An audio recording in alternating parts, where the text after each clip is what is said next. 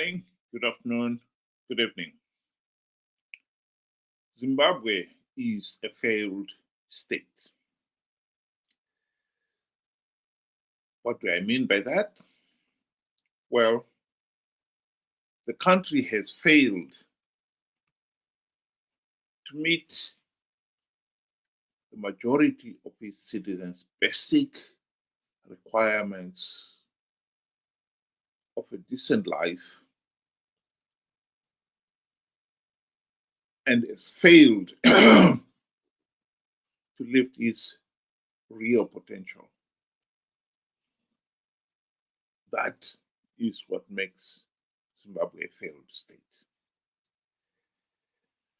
We are in this position because Robert Gabriel Mugabe bribed his Zanu PF colleagues soon after independence, corrupted them with the E-Class Mercedes Benz and all the trappings of high office.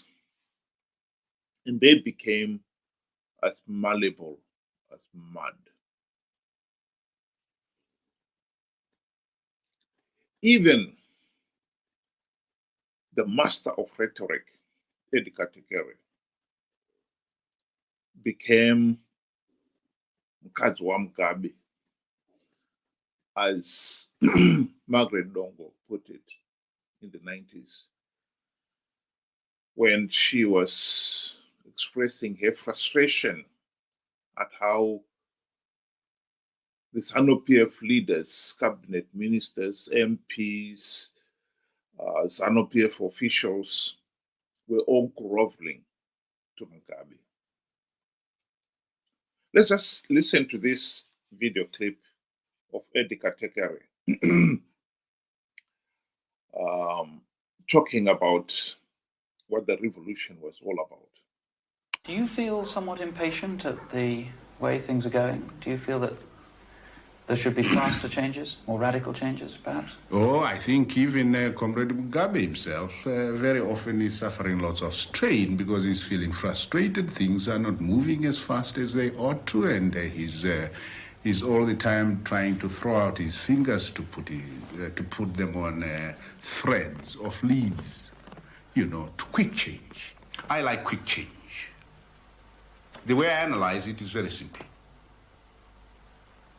We were out in the bush. We sacrificed many young men and women. Many of them are dead. Many of them are maimed. You know, shooting out a war. Bullets are very fast things. We caused these parents to commit their young daughters and their young sons. Now we have come. The war has stopped. The bullets have stopped. Is it not natural that the population that gave its young sons and daughters should expect things to move fast, although not as fast as the bullet, but pretty fast? This is what I mean by the process of the revolution. We taught the people that there must be quick change. And we said, you give us sacrifice because we want quick change. And in fact, it is to be very liberal to say we want it now, because we want it yesterday. I know this age-old argument. Don't disturb. You see, don't rock the boat. You see, but if we have had so many decades of underprivileged people, suppressed people, economically and politically, how do you go about that without rocking the boat? Go on with the people going on as they have always gone on? Then whom are we for? You see, it's commerce and industry for the people, and not people for the commerce and industry. No. You have government in Zimbabwe. Do you really feel you have power, proper power? We have power in parliament, in majorities in cabinet, but physical power is still something dicey. Economic power, no. And this is why the process of the revolution must continue at a very fast rate. If anybody doesn't want to belong, get out. And let's take fresh stock of who is prepared to stay. And this goes for skilled manpower, you see. If they are going to behave like spoiled children, you know, who want privilege all the time and without any sense of belonging and without being people-oriented, out they go. They don't belong here. We don't want them. The irony is, of course, that that is exactly what destroyed Zanu PF. Zanu PF has never been people-oriented. Tekere, of all people, should have known that and must have seen it. As early as 1983, Zanu PF launched the now infamous Gukurahundi. Was that people-oriented? What did he, Tekere, the master of rhetoric, say about the incipient gross mismanagement, rampant corruption, and tyrannical Zanu PF rule?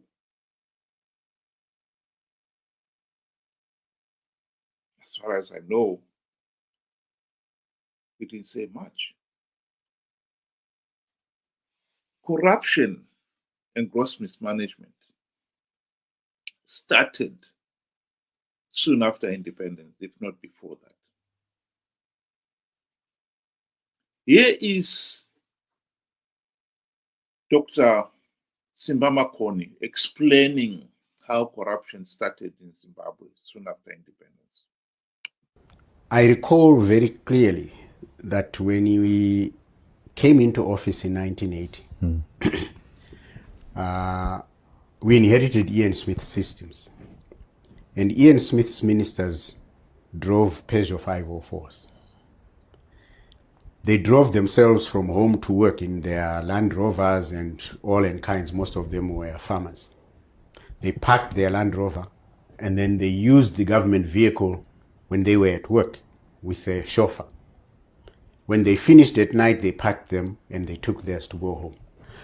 Within the month of our coming into office, Prime Minister Mugabe then directed that every minister be issued with an E-Class Mercedes Benz.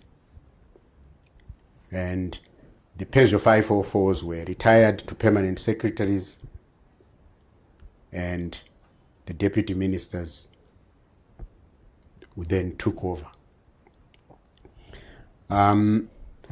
We can also look at many other things, small they may appear at the time. Let me hazard that even at that point, Innocent Nkala was our Minister of Finance. I don't think we knew what budget we inherited from Ian Smith when the decision was taken to buy those E-Class fleets for the ministers. So the material affection for material things has always been with us. And the differentiation also, even going back into the camps, Zemashefu, my comrades Makada were not the same. So much so that even today, when the so-called Minister for Presidential Affairs or Provincial Governor, as they were, goes to Bubi or Binga, they will be served separately and differently from the other people. The avarice grew as we began to exploit the opportunities of office. When I was in the government, the minister was allocated one vehicle that they kept, which was the sedan they used in town. If you needed to go off-road, then your ministry hired off-road vehicles from the CMED, and you were charged for it. Now a minister will have an average of 4 vehicles in his forecourt. all at government's expense. So the leadership modeled the wrong kind of behavior, and that kind of behavior permeated all across our society. Our CEOs, like you're saying, heads of parastatals and so forth, modeled from the top. Indeed. Indeed. I made a passing reference that we have CEOs who will buy themselves a luxury car when they can't pay wages at the end of the week or end of the month. This has been so entrenched in our psyche, this showing off, as if you are a different person, you're breathing different air from those who don't drive Prados and Land Cruisers, from those who don't drive Jeep Cherokees. We have lost. Well, I'll venture to say that while that is true, this was the honey trap that Mugabe set for his fellow Zanu PF leaders. He bribed them with trappings of high office, and they would not rock the boat. They did not want to lose all those trappings of high office. And so they did whatever Mugabe wanted them to do. I'll play another short clip of what Margaret Dongo said about Zanu PF and the people, contrary to what our friend Tekere was saying, that Zanu PF, the revolution, cared about the people. Soon after independence, Zanu PF forgot about the people. Indeed, Zanu PF went out of its way to keep the people impoverished, poor, and powerless. They have wrong priorities, especially the current government. How can you go and build an airport which services a few people, and the majority are the elite and the so-called investors? Look at the rural. I made you come to interview me because I wanted you to have the experience of the roads that we are using. If we go today to our hospital there, you feel pity with that's a hospital in a rural area. If we go to our clinic, you feel pity. We have no piped water here. Do you know the reason why the rural people vote for Zanu PF? One, they're intimidated. Two, the policy is that the rural people should remain poor and subservient to the government. They should remain poor, because if they remain poor, they continue singing the song for their master. This is why these people have been impoverished. It's for a reason. Because at the moment, if you economically empower these people, they'll go out of hand. Zanu PF will never have control over them.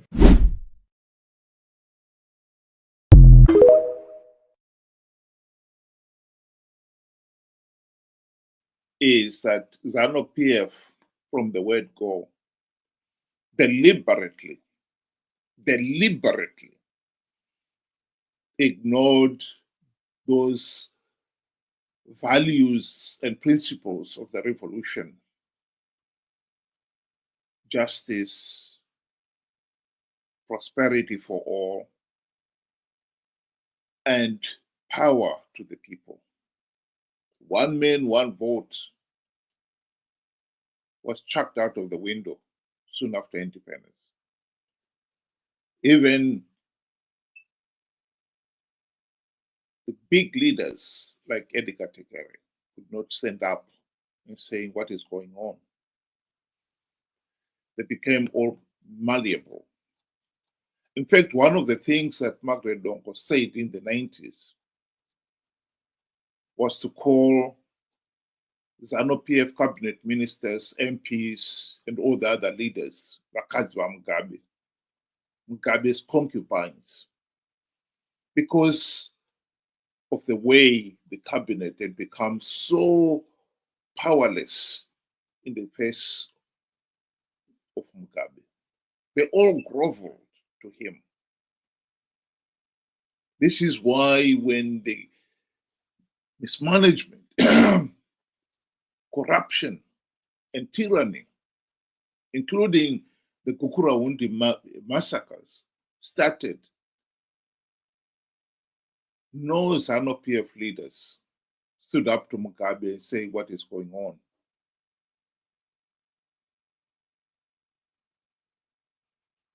So the opportunity to make Zimbabwe a prosperous nation was lost soon after independence. A Japanese scholar, Ken Yamamoto, in the 80s, said that Zimbabwe had the potential to become the South Korea of Africa. He was right. We did have the potential to become the South Korea of Africa. It didn't happen because the Zanu PF leadership became entrapped. They could not resist the trappings of high office, and they were silenced. Zimbabwe had another opportunity to dismantle the Zanu PF one-party dictatorship.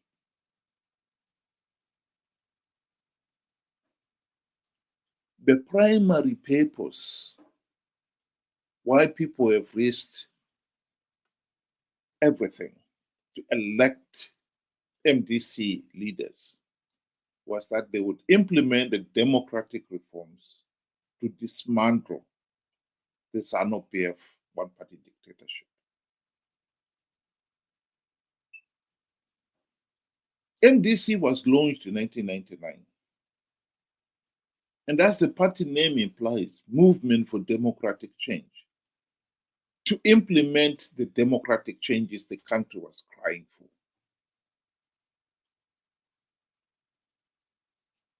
It's now over 24 years of MDC Triple C. And yet not even one token reform has been implemented. Not one.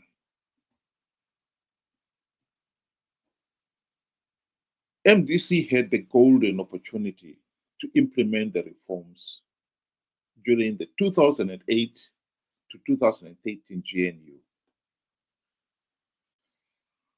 Mugabe bribed Morgan Tsvangirai and company with the trappings of high office.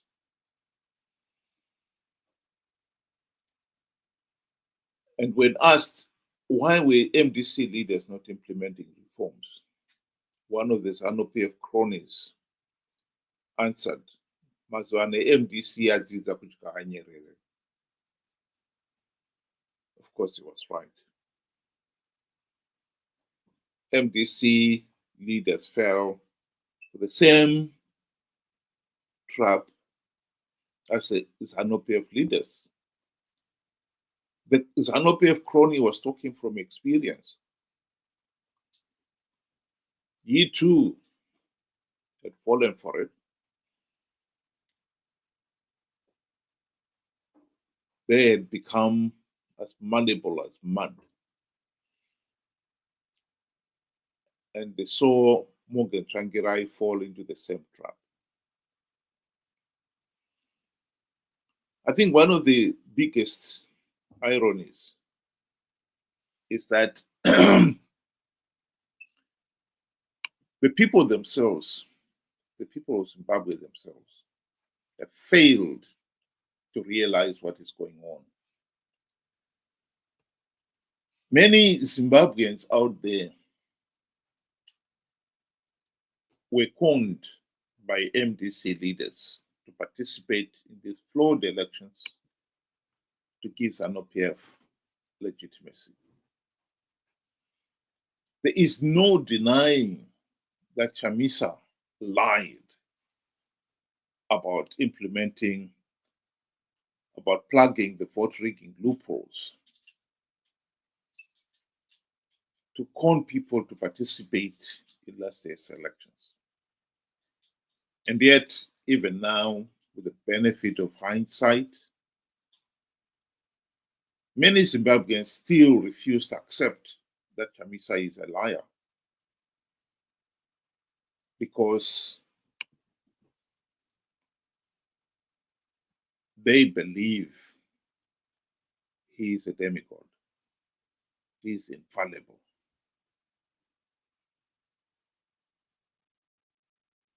Nations get the government they deserve. We cannot deny that we have this Zanu PF corrupt, incompetent, and murderous de facto one-party state, complete with its entourage of equally corrupt and utterly useless opposition parties.